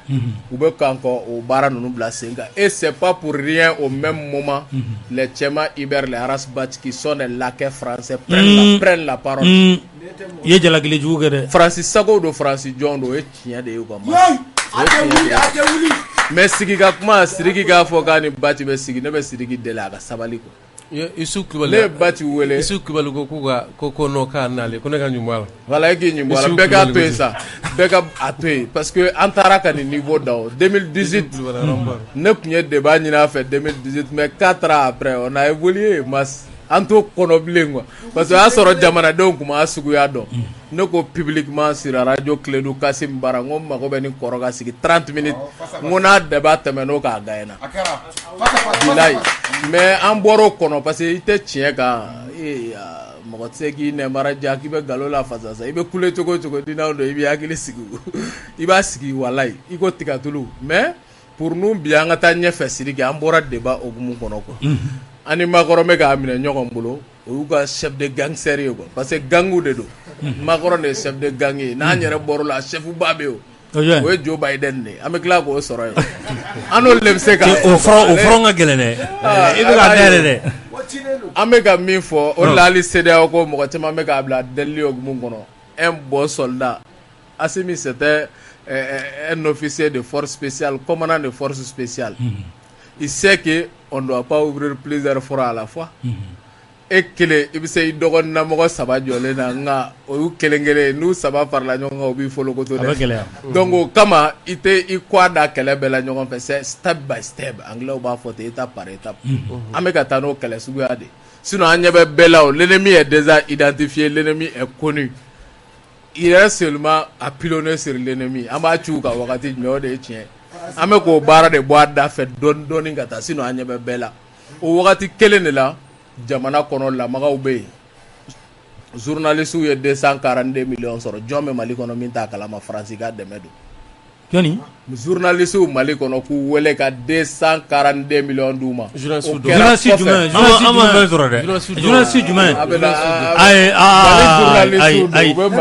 nin ye jalakili jugu ye Ben e sigilen don journaliste de ɲɛfɛ u yɛrɛ de ye kunnafonidilaw wele bɛɛ b'a kalama yan ko bon ko Faransi ye dɛmɛ min don an ma ka ɲɛsin journaliste dɔw de y'o kɛ journaliste dɔw conférence de presse a b'u ka page n'u ka fɛn bɛɛ kan n tɛ fɛ ka n da la tiɲɛ u tɔgɔ la quoi hali Baci tɔgɔ fɔli ta n bɛna tila ka Seliji kuraya U sɔnna ka don faso ma juguya la quoi. Donc dɔw fɛ ka tubi ta quoi. Journaliste dɔw y'o kɛ. Si. Fransi wari d'u ma. Ka bɔ k'u sigi k'a ɲɛfɔ. Ko Fransi wari fɔ an ye nin don ordinateur la, an ye nin don machine, an ye so min ta, an y'o don na. O kɛra wagati jumɛn wagati min kɔfɛ u ka ministre bɔra k'a fɔ Zaïf Le Drian k'u tɛ se k'a faamu ko an n'an ka PCFM n'an ka Gandi Maliyɛnw n'an ka débat clé ni Kati 24 n'a tɔw ko anw ka débat minɛ olu la ko ka tila ka guerre informationnelle gagner olu ka olu n'u ka France 24 RFI TV5 Jeune Afrique bon Le Monde n'a tɔ bɛɛ quoi k'u tɛ se k'o faamu quoi o wagati kelen de la wagati min kɛra n'u ye jeune dɔw wele ka taa k'u ni jamana ɲɛmɔgɔw tɛ kuma tugun k'u ni jeunes bɛ kuma pour olu jeunes kana terrain kan. Sommet min kɛra Fransi. Si sommet. Donc o min kɛra Fransi c'était pour endormir quoi les consciences populaires. O ye sommet de ye. Maintenant n'o ma marché o ye journalistes fana de ta tugun. Maliyɛn denw ka wolo y'a ka mɔya. Ka wari d'u ma. Maninkala bamanana filala. Ka olu de ye conférence kɛ ka 242 millions ɲɛfɔ. A dir'olu de ma. A dir'olu ma. Kosɛbɛ a digun kɛra mun de ye. O de ye nin ye o ka Faransi lafasa don o don u bɛ plateau dɔ kan. Don o don u bɛ plateau dɔ kan. Ben don ta Ben ye nin fɔ Ben ka minɛ ka datugu Sidiki Kuyate ko ta Masi ko ta don o don u bɛ plateau dɔ kan diɲɛ don o don aw u bɛ ka mɔgɔ tiɲɛ la i tɛ se ka wali nafolo dun ten n'i ma tagama kɛ u bɛ tagama la dɛ don o don u bɛ yɔrɔ dɔ la walayi u bɛ kibaruya di dɔ la a 200 millions laban alors i kɔni tɛ se k'o jubatɔ laji bi k'e tɛ kuma dɔ fɔ den kɛra fa ye so a bɔra ba la i b'o fɔ u b'o kuma de la jamana kɔnɔ bi o de ye tiɲɛ ye bilayi o Maliyɛnw de bɛ Mali kɔnɔ o de y'a to wagati kelen o politique mɔgɔw wililen bɛ ni wagati in na ko camanba de bɛ ka labɛn u fɛ. O fɔ dɛ dɔw fɔ an y'a la. U bɛ ka ko in bɛɛ fara ɲɔgɔn kan a politique mɔgɔ la a mercenaire la a terroriste la a journaliste la a Faransi yɛrɛ autorité la ka bɛn ni wagati ma o de la u bɛ ka bɔli labɛn c'est pas pour rien quoi. U bɛna bɔ wa. Kosɛbɛ k'u bɛna bɔ. Waati jumɛn. Ne ma fili tarata don mardi. Ni tarata sinikɛnɛ. K'u ka ɲi ka bɔ mardi. Fan jumɛn na. Boulevard la. Kosɛbɛ k'u ka ɲi ka bɔ anw sirannen de don mas jamanadenw kana fɔ k'u yɛrɛ bɛ taa ninnu ka compte régler parce que u ye jamanadenw sɛgɛn trop mais an b'a ɲini jamanadenw fɛ jamana ɲɛmɔgɔw fɛ u ka disposition ta pour que jamanadenw kana se ɲɔgɔn ma u yɛrɛ dama quoi parce que an b'a dɔn mɔgɔw fujinɛlen don ka se yɔrɔ min na quoi mɔgɔw tɛ fɛ ka su ma yɛrɛ o cogoya la mɔgɔw bɛ fɛ sariya sira de fɛ u ka wele u ye min kɛ kiri ɲɛkɔrɔ ɲangini ka da u kan comme u bɛ ka boli kiri ɲɛ joona joona a ye taa élection na pour ne pas donner de temps a Kasoge minɛli ka kɛ parce que Kasoge bɔra o don ka kuma min fɔ jamanadenw ye a bɛna minɛli kɛ yan a bɛɛ y'a faamu ne mas o fait de bɛ yen sisan justice la o fait fɔra Sadio Kamara ye fɔra na o fait ma ye yan su tɛ ka bɔ dogo don bon o fait de fɛnɛ fɔra Asimi fɛ Kasoge ye ko o fait ta ka minɛli kɛ ko taa don sonba kulew la o baara de bɛ sen na ta donc o de la lamaga bɛɛ bɛ sen na il faut plus donner de temps à ce que ko dɔw ka se ka réaliser an bɛ jamanadenw kɔni wele ka na basigi ma la situation est sous contrôle Russie a bɛ ka papier ta cogo min ka taa Nations Unies na Russie a bɛ k'an dɛmɛ cogo min na ka Mali kɔrɔnfɛla camancɛ bolo lakana Russie a bɛ k'an dɛmɛ ka Bamako ni Kati fɛnɛ lakana ten u bɛ yan fɛnɛ a dafalen Bamakɔ yan a bɛɛ dafalen donc toutes les dispositions sont prises pour que nin ko in bɛ ɲa cogo min ma wa Ala ta kɔfɛ ni Ala sɔnna a bɛ ɲa tabarikala Janginɛ Sidiki an y'a ye k'a fɔ Faransi ta kɔni n'a ma ɲɛ ko Asimi y'o lajɔ bɛɛ da sera ma Irisiw u bɛ fan caman fɛ yala an n'olu na bolo bila kɛ sɛbɛn na sabula u bɛ ka taa kɔkɔrɔma don Nations Unies na u bɛ ka sɛbɛn ɲini k'a fɔ Faransi bɛ bɛnbɛn min kama n'a ma ye u bɛ ka kɔkɔrɔma dɔ nin bɛn bɛ fɛ ka yɔrɔnin dɔ fara kan voilà Mas tun ye ɲininkali min kɛ min b'a to Mali kɛlen ka ni laɲini ban ta n'a bɛ ban 6 mois o y'a article 91 de ye quoi accord in yɛrɛ de b'o fɔ ko ni parti dɔ ko a ka jɔ a bɛ jɔ mais kalo 6 kɔnɔ donc o de y'a to a bɛ kɛ kalo 6 ye o kɛra Mas o ye wala dani ye sa dɛ o y'a banni Buguruja ni Furanan don tabarikala n bɛ segin ɲininkali in kan n'a ni Faransi n'a ma ɲɛ k'a fɔ accord de défense min b'a ni Faransi cɛ bi na o bɔrɔtɔ don walima a bɔrɔtɔla yɛrɛ an k'a fɔ ten hali n'a sɔrɔ a tɔ bɛ ban fo kalo 6 ɲɔgɔn na ani risiw cɛ sisan nɔ n'a ma ɲɛ u bɛ k'an kɔkɔrɔma don a bɔra bibi na yɛrɛ maa yɛrɛ bɛ se k'a fɔ a kɛra kɛnɛ kan sa sabula Nations Unies na bɛɛ ye k'a fɔ u ye sɛbɛn ta ka taa Mali ka a jukɔrɔma don Faransi ka kɛwale jugu dɔw kɛra an fɛ yan nɔ yala bolonɔ bila an bɛ se k'an sigi n'o ye don n'a nataw la ani Russie jamana ni ɲɔgɔn cɛ yɛrɛ k'an dɛmɛ yɛrɛ accord de défense yɛrɛ ɲɛgɛnɛ ye nin ko jaabi e b'a dɔn farafinna dugu caman u taara kalanso min na fanga marali bolo kɔnɔ o ye Faransi ka kalanso de donc a kalanden ninnu bɛɛ ka kɛcogo ye kelen ye u bɛɛ ka faamu ye kelen ye jamana maracogo la La Guinée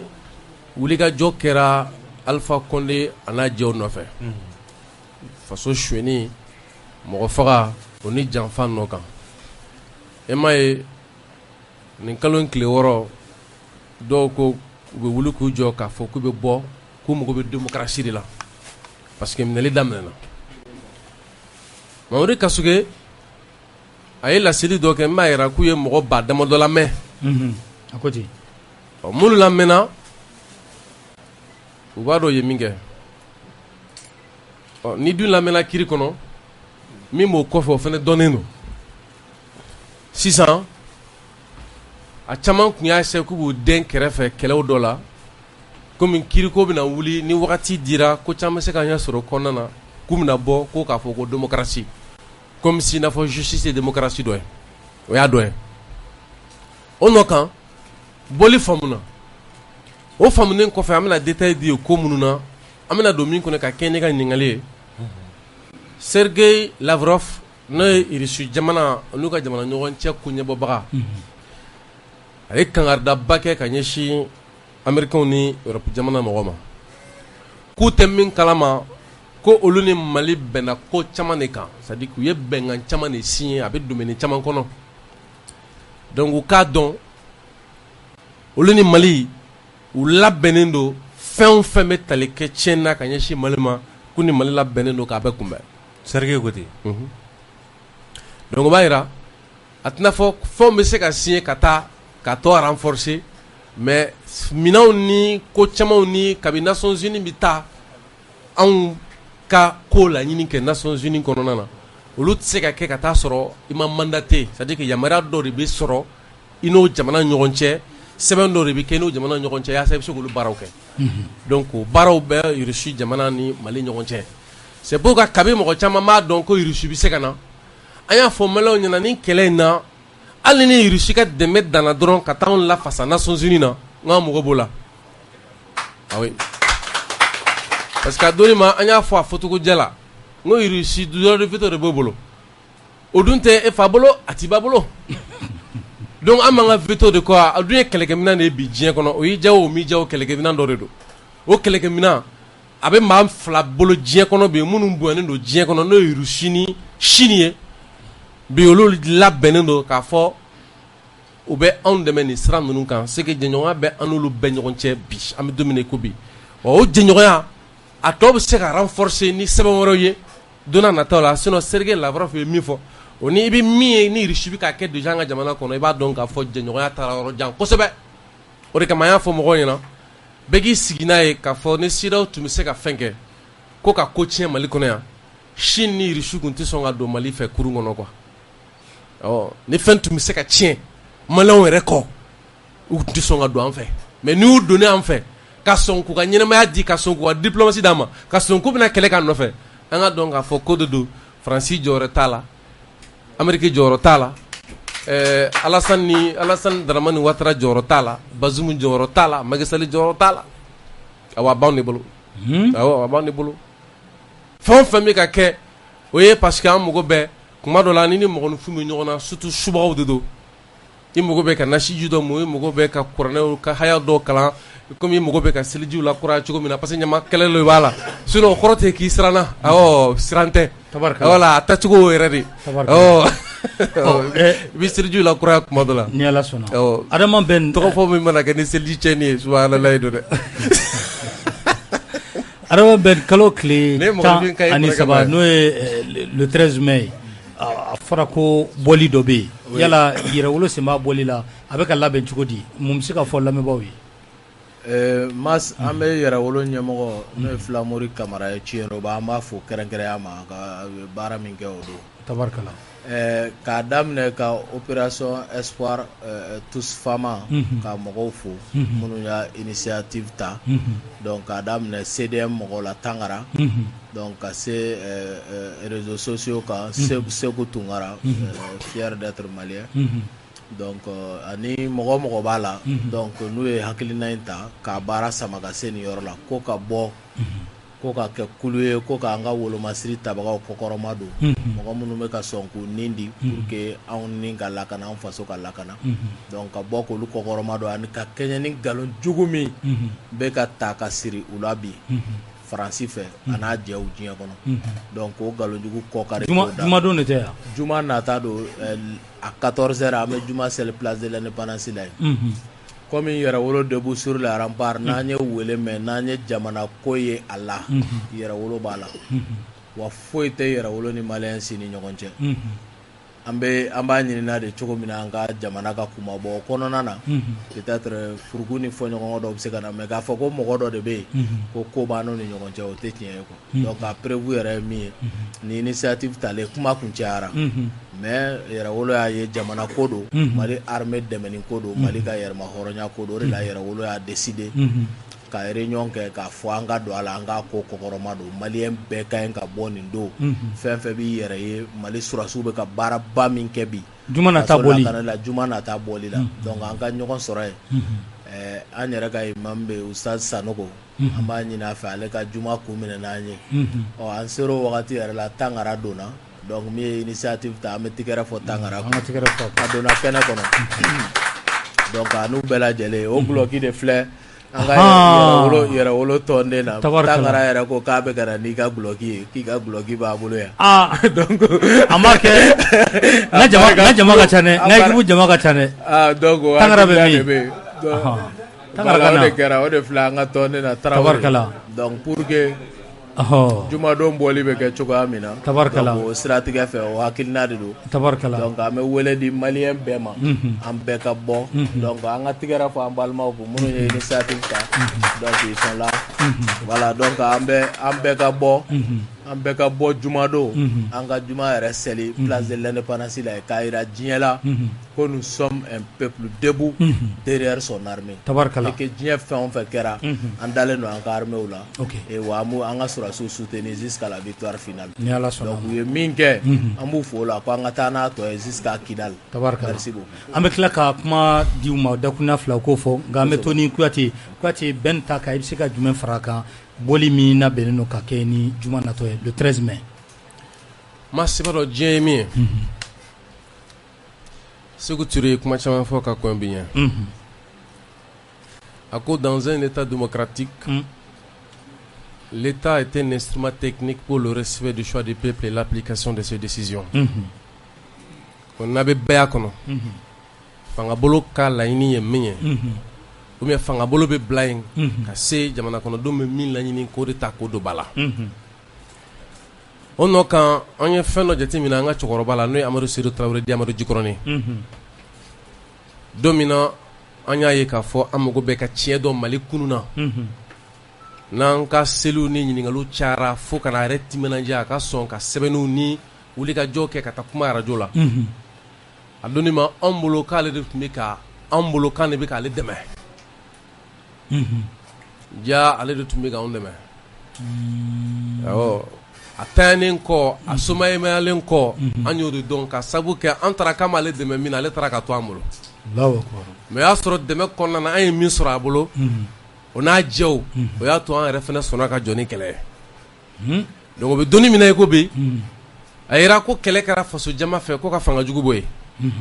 sɔrɔsiw nana an dɛmɛ o don nka olu nana an dɛmɛ ka jɔ donni de kɔrɔ donni mun b'u kunna bi f'anw fana ka foro kan k'u dɛmɛ ko donni ta c'est comme n'a fɔ olu de bɛ k'anw dɛmɛ an t'u dɛmɛ dɛ donc n'i ye dɛmɛ fɔlen a ɲɛ 40 ma dɛmɛ ye nin de a bɛ fan fila de kofɔ donc o bɛ cogo min na a bɛ ye sɔrɔsiw ye sira dɔ de ta u ye jamana bila ba dɔ de kan o nɔ kan farafinna jamana masakɛ caman labɛnnen tɛ farafinna ka bɔ jɔnya la jamana caman tun b'an fɛ yan k'u b'an dɛmɛ o labɛnnen tɛ kɛlɛ ka ban ka sababu kɛ u bɛ ka balo kɛlɛ la sisan an y'a caman sugu ye n'o CEDEAO ye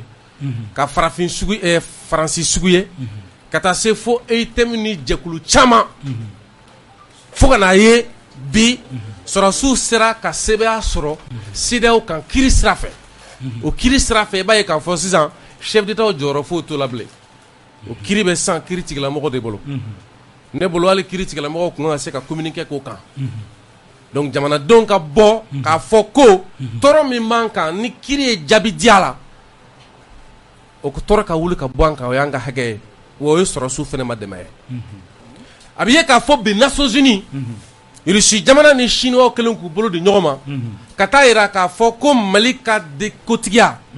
n'o ye la souveraineté du Mali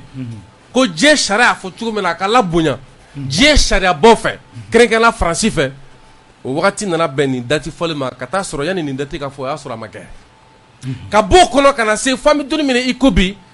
CEDEAO jamana mɔgɔw bɛ k'a fɔ k'u bɛna lajɛ ko ka fɛɛrɛ kɛ ko ka na ni kɛlɛbolo wɛrɛ ye min bɛ se ka terrorisme kɛlɛ ka taa sɔrɔ Bazoum ye Barkhane recevoir ko ka terrorisme kɛlɛ e kuma Barkhane tɛ se wa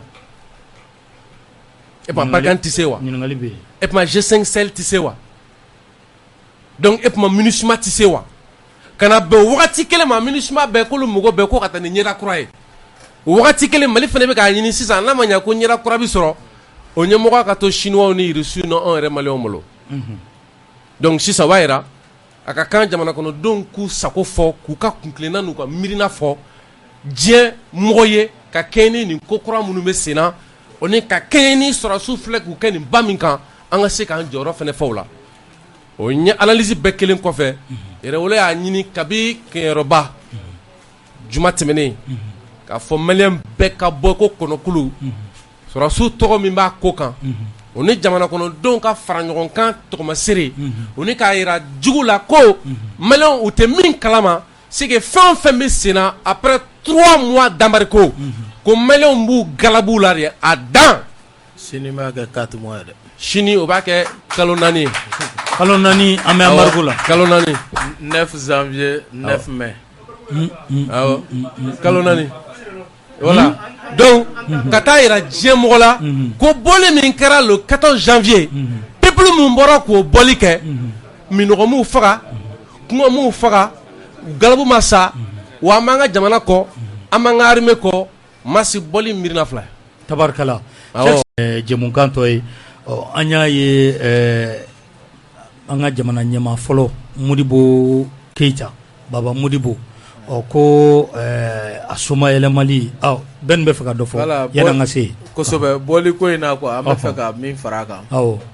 ale ni mardi bɔli tɛ kelen dɛ voilà bɛɛ de farala ɲɔgɔn kan fɔlɔ vendredi d'abord le 13 mai bɛɛ de farala ɲɔgɔn kan mars mɔgɔ o mɔgɔ bɛ yen ko minnu bɛ ka transition kɔkɔrɔma don a bɛɛ de farala ɲɔgɔn kan bɛɛ de farala ɲɔgɔn kan k'a daminɛ Yɛrɛwolo la M5 Sobɔle Mali bɛɛ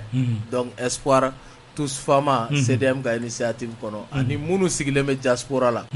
les grands frères Seku Tunkara u bɛɛ lajɛlen an bɛɛ de farala ɲɔgɔn kan ka se k'a kɛ Malien bɛɛ ka ko ye hali dɔw bɛ yen olu ko k'u tɛ k'u yɛrɛ ye u ka parti politique ka sira ma u tɛ k'u yɛrɛ ye transition ko la mais ko ni armée fɔra ko armée ye bɛɛ jɛ ye quoi k'olu b'u yɛrɛ ye nin bɔli la ko parce que nin ye wolomasiri tabagaw ka ko ye donc jumadon an bɛɛ ka bɔ k'an ka sɔrɔsiw galabu ka ɲɛsin u bɛ ka jamana kumabɔli baara min kɛ o de tun bɛ n bolo ka fara kuma kan tabarikala Konate ka kuma kɔfɛ k'u fo k'u ni ce u ye bonya min kɛ Yɛrɛwolo ye ni Ala sɔnna an bɛ ɲɔgɔn bolo fɔ jamana ka lafiya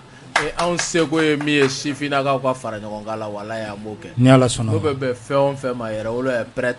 ka an da ka se bɛɛ ma ka bɛɛ sira tagama hali kɔrɔyara sa n k'an kun y'a laɲini k'a ka tuubi ta mais dɔw bɛ yen u nata bonya la kojugu u tɛ fɛ ka tuubi ta tugun donc an bɛ an balimakɛ fo minnu bɛ wuli ka jɔ in na an b'u fo kosɛbɛ Tangara n'a tɔw merci an ka musokɔrɔba bɛ kɛnɛ kan Muna Sirifu a ka d'an ye a ka tigɛrɛ fɔ a kun kosɛbɛ a ma deli ka to kɔ Mali ko la a ma deli ka to kɔ Yɛrɛwolo ko la an bɛ foli ni tanuni an b'o las'a ma a ye tigɛrɛ fɔ a kun voilà k'a ka dugawu ta voilà a bɛ tila ka dugawu ta ɲininkali dɔ tun bɛ bolo nin dala telera maa caman bɛ k'a fɔ ko aw bɛ bɔli kɛ kojugu ko aw ka baara ka kɛ ten sa yala kuma lo fana t'u jɔ fɛ dɔɔni parce que boli cayara ko ka baara kɛ. Vous savez sisan yani Konate bɛ taa. Awɔ. Dɔnkili tun bɛ k'a fɔ ko. Cheikh a dɔnkili kɔrɔ dɛ. Ɔhɔn. Ah ok. C'est-à-dire que ko a diyara sabatɔ la. Sa diyara sabaw la ni balokojugu ye. Ni balokojugu ye quoi. Vous savez an bɛ don min na i ko bi. Maa minnu ni u ɲɛkili dɔrɔn tun b'u bolo. U ɲɛkili dɔrɔn tun b'u bolo. Ils n'avaient que leurs yeux pour tout le temps pleurnicher. Maa minnu n'u ɲɛkili tun b'u bolo k'a kɛ kule gansan ye. Bi u ɲɛ b'a la. U tun bɛ ka kule ko dugu minnu cira. Bi o tɛ yen. O walima o nɔgɔyara. Maa minnu tun bɛ ka kule n'u ɲɛkili gansan ye. Ko Mali tɛ ka se ka foyi ɲɛnabɔ. Parce que k'a bɛɛ bɛ ka dabiri Mali da la. Diɲɛ jɛrɛjɛ tɔnbaw ni kulubaw kɔnɔ k'an tɛ ka se ka ko ɲɛnabɔ. Maa minnu tun bɛ yen n'u u fakɔrɔniw ka foro kun bilala san 5 san 9 san 10 n'u faw bɛ ka segin ka t'u ka foro la sisan n'u bɛ ka segin ka mɔni kɛ sisan n'u bɛ ka segin sisan u bɛ se ka t'u ka dugu la ka ɲa olu de kan bɛ ko an ka bɔli jɔ ko ka baara kɛ sisan k'a ka taa fa dɛmɛ foro la o de bɛ ka fɔ i kan tɛ nin dɔnkili in de ma ko ka taa fa dɛmɛ foro baara la o de bɛ ka fɔ a ye sisan ko sisan ko foro labila la awɔ k'a ka segin ka taa fakɔrɔni n'a bakɔrɔni kɔrɔ mɔni na sisan ko ba labila la Amadu Kufa tɛ ba tigɛ bilen awɔ o de bɛ ka fɔ a ye ale bɛ ka mun de makɔnɔ m'a faamu k'a bɛ ka min makɔnɔ k'a ka bɔ jumadon k'a bɛ sɔrɔsiw kɔ ko yaasa ko zonba kulo minnu y'an bila nin kɛnɛ kan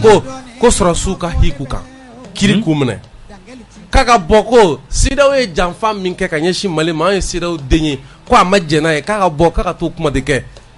ko an y'o sɛbɛn min sɔrɔ CEDEAO ka kiri kɔnɔ k'a ka bɔ k'a jira k'ale mago bɛ o jaabi la ko CEDEAO ko baara kɛ o de fɔra u ɲɛna o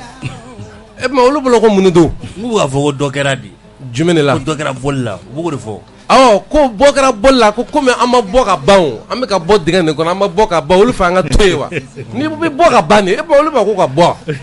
donc ni dɔ kɛra bɔli la sisan an bɔra de wa ou bien an b'a kɔnɔ de an bɛ kɛlɛ kɔnɔ hali bi de k'olu k'o de faamu o de bɛ ka ɲɛf'u ɲɛna tan o de kama an bɛna don o don ka kuma u fɛ don o don k'u kana an ka taama pour que an ka se ka bɔ bientôt an bɛ bɔ dingɛ kɔnɔna na olu kama ko dɔ kɛra taama la k'u k'a fɔ ko tagama ni bolofini fana de bɛ kɛ ni ɲɔgɔn ye sen tɛ se k'a fɔ bolo ma ko dɔ kɛra bolofini fana na ka taa sɔrɔ sen yɛrɛ bɛ ka tagama o fana y'a jumɛn ye tugun c'est pas facile mas ne bɛ hinɛ mɔgɔ la mais dɔnkili bɛ ka kuma min fɔ k'a jara sabatɔ la ni ɲɛnama ko jugu ye quoi jamana min kɔnɔ ni maaw tun tɛ ka ɲɛnabɔ i tɛ ka ɲɛbɔ ɲɛnamaya nɔfɛ bilen parce que lagosi barika bonyana bi mɔgɔw de b'u k'u to diɲɛ fan wɛrɛ fɛ k'a ɲini ka kɛ maliyɛn ye jamana min kɔnɔ ni tigɛɲɔgɔnya kun nana ni faamaw ani dugumamɔgɔw ɲɔgɔn cɛ fo défi fɔlɔfɔlɔ kɛra o tigɛɲɔgɔnya bɛ latakala cogo jumɛn na bi o b'an bolo dɔnkilidala b'a fɔ ko sunɔgɔkan bɛ yɔrɔ caman ko nka ko ɲɛ tɛ maa la n'a fɔ senkan bɛ yɔrɔ caman mais maa tɛ ka ye